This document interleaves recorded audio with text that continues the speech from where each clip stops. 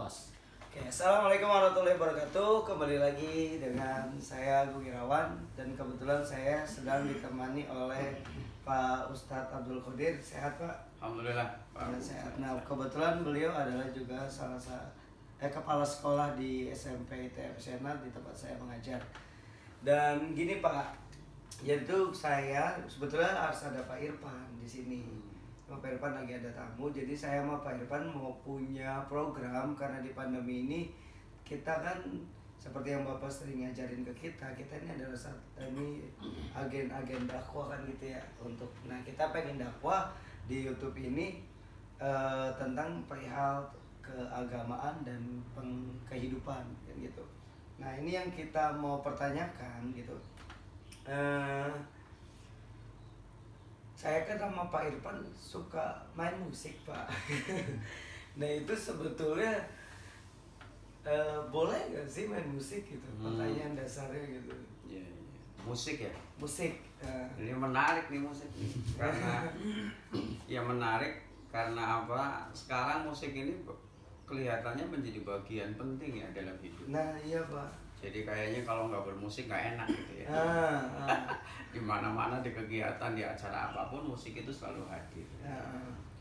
Tapi ya betul kalau Pak Agung menanyakan hal itu karena memang sebagai seorang Muslim setiap hal yang kita lakukan itu memang harus disadari oleh kesadaran beragama tadi boleh apa tidak. Nah kita tidak boleh menjalankan hidup hanya sekedar berdasarkan keinginan kita ya. Jadi nggak bisa semau gue gitu ya. Semau gue, tapi memang ada aturan-aturannya. Jadi memang sangat baik kalau segala sesuatu itu ketika kita akan mengerjakan sesuatu kita nanya dulu ini agama boleh enggak? Gitu nah iya maksudnya gitu loh Pak. Jadi kayak gitu. Memang kalau musik ini Pak Agung sepanjang pengetahuan saya memang ini sesuatu yang debatable. Ya, debatable itu artinya ada yang memperbolehkan, ada yang tidak. Dan sepanjang yang saya baca, ya saya kira ini sudah banyaklah guru-guru kita, ulama-ulama kita kayak kita yang membahas masalah musik ya. Tapi ya kita diskusi lah ya. Kalau sepanjang yang saya ketahui, problem dari perdebatan di dalam masalah musik itu adalah pada lahwunya. Lahwu itu apa sih? Kesia-siaan, sesuatu yang bisa melalaikan lah. Ya. Jadi kan artinya gini Pak, yang kalau melalaikan itu kan tidak hanya musik, gitu loh. Nah kan itu dia. Menjadi perdebatan selama ini kan gitu. Betul, ya itu dia. Makanya karena yang melalaikan itu bukan hanya sekedar musik, maka kemudian ada ulama-ulama lain yang menyatakan itu boleh. Jadi kan kalau di hukum itu di fikih itu ada namanya al-hukmu yadurru ma'a illatihi, ada juga yang al-hukmu yadurru ma'a hikmatihi.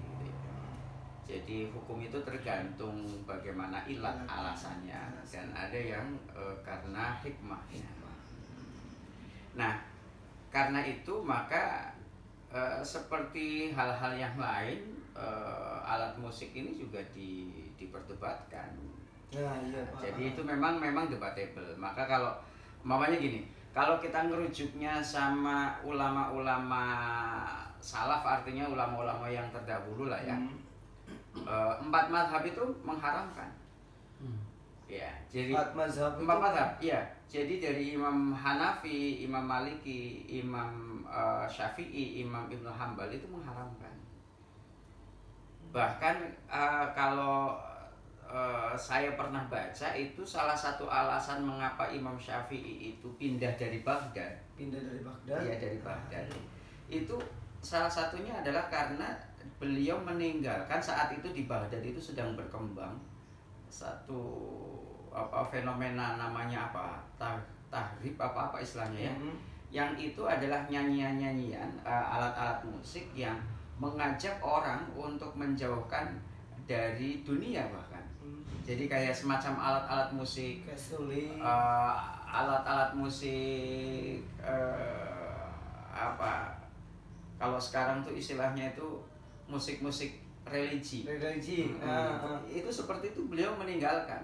Yang itu kan yang di ini apa ya, sama orang-orang sufistik ya. Iya, orang-orang sufi. Orang-orang sufi. Tapi ya saya melihatnya itu karena memang dari awal perdebatan antara orang-orang fikih dengan orang-orang sufi itu sudah terjadi. Gitu. Jadi kalau dilihat dalam konteks ininya, maka kalau ini ya kita mengacak dari apa yang dilakukan oleh Imam Syafi'i gitu ya, meninggalkan Baghdad karena itu, makanya beliau termasuk yang mengharamkan, diambil semua ulama-ulama dan murid-muridnya itu mengharamkan alat musik karena alasan itu, karena alasan apa namanya itu bisa melalaikan. Bahkan disebutnya itu sebagai perbuatan orang-orang zindik. Gitu ya. Jadi itu kalau merujuknya itu. Nah, Imam Abu Hanifah itu bahkan menganggap itu perbuatan perbuatan pendosa. Iya. Kemudian apalagi Imam Ahmad ya. Jadi artinya ini kalau ditariknya dalam konteks al-hukmu yadurru ma'illati, maka ini kan salah satu yang menjadi konsentrasi dari dari fikih. Dan kita tahu di abad-abad kedua ketiga Hijriah ketika ilmu berkembang itu antara ilmu fikih sama tasawuf itu memang selalu bentrok. Iya, begitu. Ya, jadi memang tidak bisa ketemu. Dan sampai hari ini ketika keilmuan itu sudah matang, yang saya maksudkan keilmuan itu sudah matang kan kayak fikih sudah diajarkan, fikih mazhab sudah diajarkan, ilmu-ilmu tasawuf juga sudah diajarkan, kan kayak gitu ya. Maka ketika itu dihubungkan dengan kehidupan kita sekarang, orang yang mungkin mengkajinya hanya fikih ansih gitu ya, yang di satu sisi orang ngajinya hanya tasawuf ansih, ya mungkin itu akan menjadi debatable. Gitu. Nah ini tapi ini informasi baru Pak, terutama buat saya gitu, bahwa 4 mazhab itu ternyata memang mengharamkan gitu ya. Nah gini Pak, ini diharamkan itu untuk seluruh gender antara laki-laki dan perempuan. Ya, jadi kalau di pendapatnya 4 mazhab itu semua itu musiknya, bukan persoalan suara ya, karena suara ini beda. Selama ini kan yang menjadi titik fokus itu kan perempuan yang tidak boleh bernyanyi kan gitu ya. Itu kan karena suaranya. Jangankan nyanyi, itu kedengaran suara saja ketika itu menimbulkan syahwat kan menjadi masalah. Jadi di situ. Hukum ini berlaku untuk semuanya. Jadi ini yang dipersoalkan bukan suaranya tetapi alat musiknya dan nyanyiannya gitu ya. Jadi dari 4 hal itu. Nah, tetapi ulama mutakhirin belakangan terutama Imam Al-Ghazali itu memperbolehkan. Itu boleh kalau Imam Al-Ghazali memperbolehkannya karena alasan apa? Ya tadi, jadi kalau kata beliau tuh alasannya tidak ada alasan dalil yang qat'i yang oleh agama yang disampaikan tentang keharaman musik kecuali karena persoalan melalaikan itu. Maka seperti yang Pak Agung tadi sampaikan itu, ya kalau cuma melalaikan semuanya juga banyak yang melalaikan. Gitu. Makanya dan sepanjang yang saya tahu itu di beberapa ulama-ulama yang mengharamkan itu landasannya itu salah satunya di surat Luqman. Luqman ayat yang ke-6 itu ada bunyi gini. Wa minan nasi mayashtarilah wal hadisi gitu ya. Liyudilla an sabili, kalau nggak salah tuh bunyi ayatnya begitu. Jadi ada sebagian orang yang yashtari, yang hidupnya itu berjalan, kalau bahasa itunya kan membeli ya. Iya, membeli. Iya, tapi di situ dibunyi sebutnya lahwal hadisi. Ya, lahwal hadis itu pembicaraan yang anfaidah.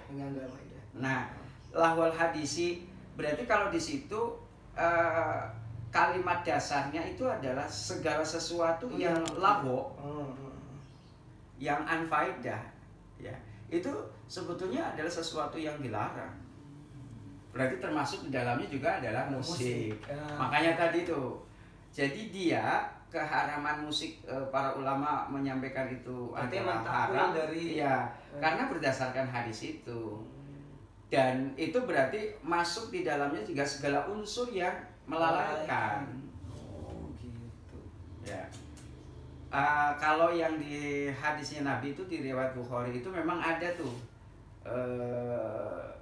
sampai disebutkan alat musik. Sampai disebutkan di hadisnya itu ada memang. Iya, itu kalau nggak salah punya hadisnya gini. La yakunanna min ummati ummatun, akan ada satu golongan umat pada satu saatnya la yastahiluna al-hirra wal harira wal ma'arij.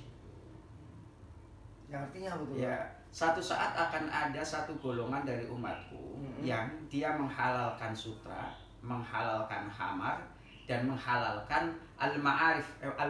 Al-ma'arij itu diartikan di situ alat-alat musik. Ya, itu hadis riwayat Bukhari dan Muslim. Itu sahih ini, Pak. Iya. Sahih. Itu Bukhari Muslim yang meriwayatkan.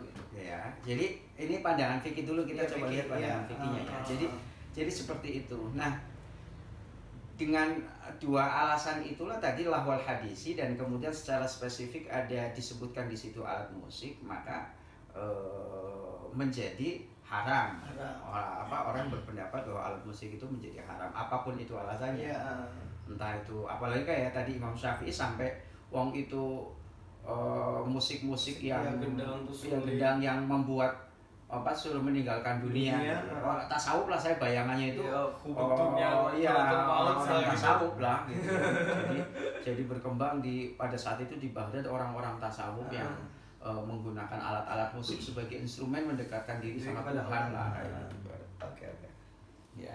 Nah, sementara yang tadi saya lanjutkan dulu di video yang menghalalkan itu seperti Al-Ghazali itu beberapa tadi Al-Ghazali menyebutkannya karena tidak ada alasan lain kecuali karena alasan lahwa tadi, karena melalaikan tadi. Nah, beberapa dalil hadis yang diitunya itu di surat Luqman kalau nggak salah tuh, di surat Luqman ayat yang ke-11 itu ada apa tuh yang ketika mereka melihat tijarah awlah wanin faddu ilaiha wa tarakuka qaima. Gimana awal bunyi itu? Jadi ketika mereka melihat tijarah, melihat perniagaan, awlah wanin atau lahwa, infaddu wa tarakuka qaima, maka mereka akan meninggalkanmu, wa tarakuka qaima, dan meninggalkan engkau dalam posisi berdiri. Artinya apa? Ketika Rasul mengajak dakwah gitu, mengajak ke jalan kebaikan. Kemudian tiba-tiba ada perniagaan, kan kalau dulu tuh ada kafilah-kafilah yang datang gitu ya, atau ada musik-musik kan, ada orang-orang yang senang membaca syair seperti itu, maka dakwah itu ditinggalkan. Nah, karena alasan inilah yang menyebabkan berarti persoalan yang sesungguhnya diharamkan itu adalah bukan persoalan musik atau tijarahnya, bukan. Tapi karena lahwanya itu. Iya. Karena gara-gara itu dia meninggalkan dakwah, meninggalkan ajakan kebaikan. Iya. Ya sama lah kayak gini nih sekarang nih, kita kalau mau musik boleh, tapi nyatanya jujur saja kita lebih senang musik daripada pengajian kan. Iya. Itu persoalan secara realistis. Realitanya begitu. Kan kalau ditanya banyakan yang mana yang hadir di konser musik sama di pengajian.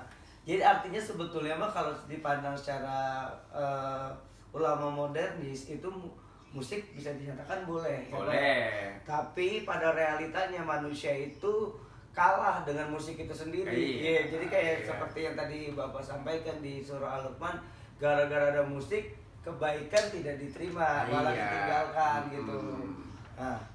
Bahkan ada juga hadisnya, hadis yang ini riwayatnya Bukhari, Muslim kayaknya nggak kelewatin itu. Ketika satu saat Umar datang ke rumahnya Rasul, kemudian di situ ada jariyah itu ibaratnya budak perempuan lah di rumahnya Rasul yang sedang main rebana sama nyanyi-nyanyi. Kemudian sama Umar dilarang. Tapi kata Rasul, dakhuma, kamu tinggalkan keduanya. Li'an alikulli ummatin aidun, pada setiap umat itu ada hari rayanya. Wa hadza iduna, dan hari ini adalah hari raya kita. Jadi lagi nabokin rebana tuh, lagi nyanyi sambil rebana jariahnya, mungkin ungkapan kebahagiaan karena hari raya. Itu di situ nggak dijelasin hari raya Idul Fitri apa hari raya Korban, saya nggak ngerti kan, karena di Islam kan ada 2 hari raya ya. Nah kemudian disampaikan begitu.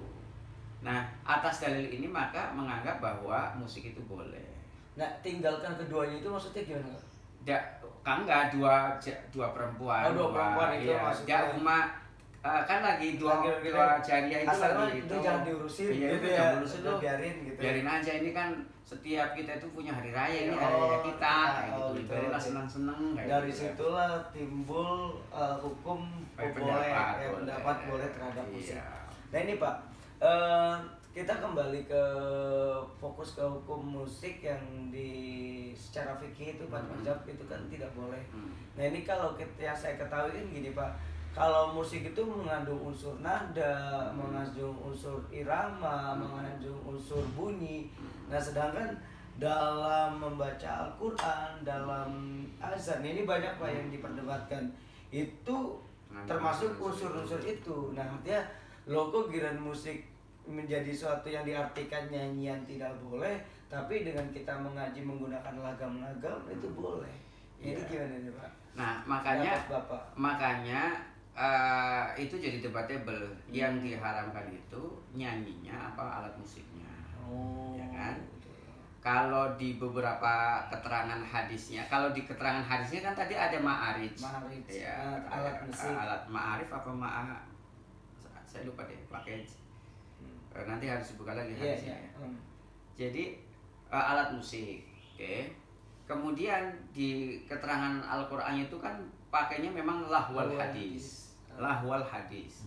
Lahwal hadis itu, al-hadis itu kan kata-kata pembicaraan, lahwa itu yang lahu. Oke. Berarti persoalannya itu adalah bukan pada nyanyiannya, tetapi kepada setiap perkataan. Kan nyanyi itu perkataan, baca Quran juga perkataan. Bedanya kalau nyanyi itu mungkin perkataan yang lahwa, tadi, sementara Al-Quran malah benar di situ ada nada segala macam. Iya, itu pasti kan mengajak kepada kebaikan. Tetapi ketika itu juga dihubungkan dengan yang mengharamkan nyanyian, itu sebagian ulama juga ada yang melarang loh. Bacaan-bacaan Quran yang dilakukan. Emang ada? Ada. Wah, baru tahu ini. Nggak setuju sama MTQ. Sebagian ulama ada yang juga tidak setuju sama MTQ. Karena akhirnya unsur dari Al-Quran sebagai hidayahnya itu tidak dimunculkan. Yang diinginkan itu bagusnya suara gitu. Tapi kalau dibilang cara baca Al-Quran, pada dasarnya baca Al-Quran seperti apa juga kita nggak tahu ya. Iya, makanya kan ada kalau di baca Quran yang bener, yang maksudnya yang itu tuh kan ada namanya qiraah sabah. Iya. Gitu kan. Sedangkan model-model lagu yang ada namanya lagu apa tuh, saya malah nggak hafal. Apa ya kan modelnya banyak-banyak ya, macam-macam. Ya jangankan itu, bagi mereka yang saklek itu adzan saja itu nggak boleh. Nggak boleh dinyanyiin. Iya, dinyanyiin. Harus lempeng, Allahu Akbar, Allahu Akbar, Allahu Akbar, Allahu Akbar. Kalau yang udah meliuk-liuk kayak gitu sebagai iya. Bahkan ada yang lucu nggak boleh pakai pengeras suara. Ada yang sampai segitunya tuh. Oke. Jadi memang kalau sekali lagi gini, saya pengen gini. Kita menganggap kan karena ini adalah persoalan perdebatan ya. Kalau dilihat dari sisi keilmuan sebenarnya ini sudah saya pernah mendapatkan pengajaran dari dosen saya dulu waktu S2 ya. Jadi keilmuan Quran itu keilmuan Islam itu yang pertama kan tentang kebenaran itu yang pertama Al-Quran, hadis. Ini kebenaran mutlak, ini ada di terdalam. Tapi untuk bisa memahami ini kita butuh alat. Maka lahirlah alat-alat ilmu-ilmu yang digunakan untuk memahami Al-Quran dan hadis. Di sini di ring kedua itu mulai ada ulumul Quran, ulumul hadis. Ya. Kalau Al-Quran dan hadisnya mutlak, tapi ulumul Quran dan ulumul hadis sudah ada campur tangan apa? si ahli akal, pikiran, istihad kan, sudah ada campur tangan istihad, karena ia adalah hasil karya dari akal dari para ulama yang soleh-soleh itu, maka bisa jadi pengalaman hidup, pengetahuan yang ada masing-masing ulama itu menjadi berbeda. Oh, jadi bisa dikatakan udah ada ikut campur, sudah ada campur tangan akal di sini. Maka kemudian memungkinkan untuk berdebat di sini. Kan ya. Nah, setelah dia menjadi alat, lalu alat ini kan kemudian digunakan nih, lahirlah produk. Nah, di lingkaran yang ketiga ini lahirlah fikih, lahirlah ya kan? Kalau yang tasawuf ya tasawuf di sini. Nah, ini di sini semakin debatable lagi. Kenapa? Karena untuk memahami pakai alat-alat saja antar ulama maksudnya antar pengikut madhab pun itu bisa berbeda-beda ya. Kayak kita sama-sama ngaji ke guru satu gitu ya. Tapi kita memahami perkataan guru kita beda-beda. Bisa beda-beda. Iya, benar kan? Maka kemudian lahirlah pemahaman di sini. Yang lingkaran ketiga. Lingkaran yang terluar lagi namanya ketika dia sudah melembaga. Mamanya nih masing-masing setelah lingkaran yang ketiga ini masing-masing melahirkan, kan orang cenderung kumpul dengan orang yang satu ide gitu ya. Maka yang senang kunut kumpul lah, NU gitu lah bahasanya ya. Yang nggak senang kunut kalau di Indonesia contohnya Muhammadiyah. Nah, NU sama Muhammadiyahnya sama-sama ngajarin di lembaganya pendidikan masing-masing ke NU-an, ke Muhammadiyahan, ya kan? Maka kebenaran kelompok itu jadinya ada di lingkungan masyarakat kita yang satu saat bisa jadi akan bersinggungan. Sehingga ketika pendapatnya satu kelompok ya itu dianalisis oleh pendapatnya kelompok yang lainnya akan pasti beda ya, pasti beda karena dari sumber kebenaran mutlaknya jauh banget itu sudah berapa step tuh. Oke, paling gini Pak, terakhir ya, Bapak coba memberikan suatu kesimpulan bagi yang fokusnya di musik dulu Pak.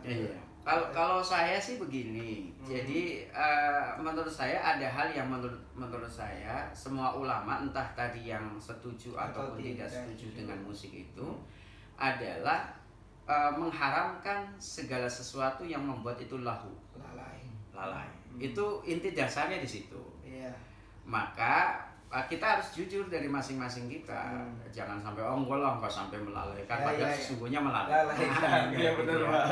Ya kayak contoh sederhana saja lah, lebih banyak apa nih antara kita baca Quran dengan kita dengerin musiknya itu kita harus jujur saja lah. Tapi ya kita juga tidak boleh menjudge ketika orang kayak gitu berarti lalai sama Allah juga kita nggak boleh. Dan apalagi sekarang kalau kita hubungkan dengan alat musik sebagai sebuah metode untuk dakwah, itu sangat luar biasa gitu ya. Saya kira saya orang yang termasuk yang senang dengan Kiai Kanjeng. Saya nikmatin betul itu musik-musiknya.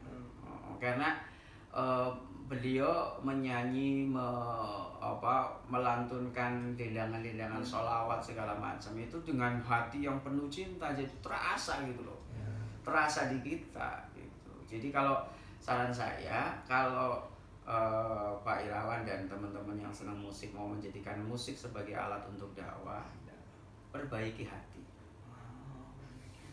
Iya, perbaiki hati.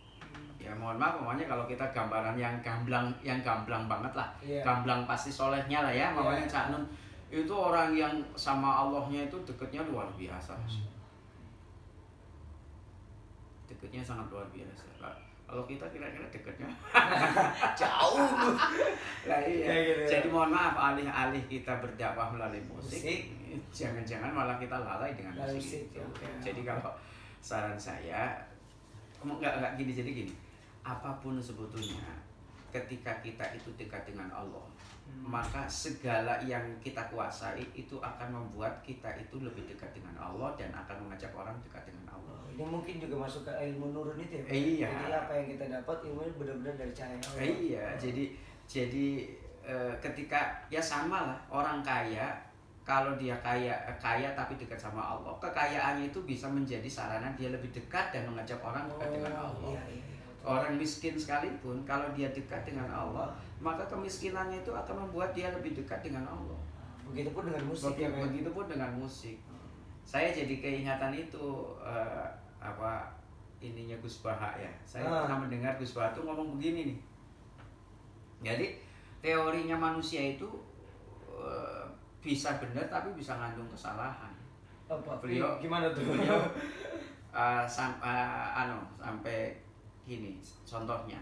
Kan kemiskinan itu kan bisa mendekatkan orang kepada kekufuran. Dan memang nyatanya kan mohon maaf banyak perempuan-perempuan nakal gitu yang kalau ditanya gara-gara ekonomi. Tapi banyak juga orang-orang yang gara-gara kaya jadi kufur. Gara-gara dia kaya bisa beli cewek banyak. Dijelentrengin gitu kan, bisa mabuk-mabukan, bisa segala macam kemaksiatan yang nggak pernah kita bayangin mereka lakukan. Itu berarti juga karena kekayaan. Nah, maka teori-teori tentang quote-quote kita tentang kesimpulan-kesimpulan kita tentang menjalani hidup itu sebenarnya muara dasarnya itu adalah kepada kedekatan kita kepada Allah. Jadi benar bahwa miskin itu bisa mendekatkan kepada kekufuran, tapi banyak juga orang yang kaya menjadi kufur. Benar bahwa kenyataannya ada orang dengan musik dekat dengan Allah, tapi banyak juga orang yang dengan musik menjadi jauh dengan Allah. Maka tegurlah diri, tanyakan dalam diri, dekatkan diri kepada Allah. Kalau kita menguasai musik, ya, dan kemudian kita punya kemampuan untuk memainkan musik kita dengan menarik, ya, maka jadikan ini sebagai alat untuk mendekatkan diri kepada Allah. Gitu. Baik, Pak Kodi, terima kasih banyak atas waktunya. Mohon maaf sudah banyak ganggu. Dan teman-teman ya, ini alhamdulillah kita banyak buat dapat ilmunya. Yang coba gue simpulin, yang pertama dari hukum musik ada dua versi, dari modernis dan yang ulama terdahulu, dan pandangan secara fikih maupun secara tasawuf. Nah silakan nanti kalau mau itu tinggal review ulang videonya. Dan yang kedua gitu, sebelum kita main musik ini yang paling penting, bersihkan dulu hati kita supaya apapun yang kita lakukan itu tujuannya hanya untuk Allah Subhanahu wa taala. Oke, terima kasih. Wassalamualaikum warahmatullahi wabarakatuh. Waalaikumsalam warahmatullahi wabarakatuh.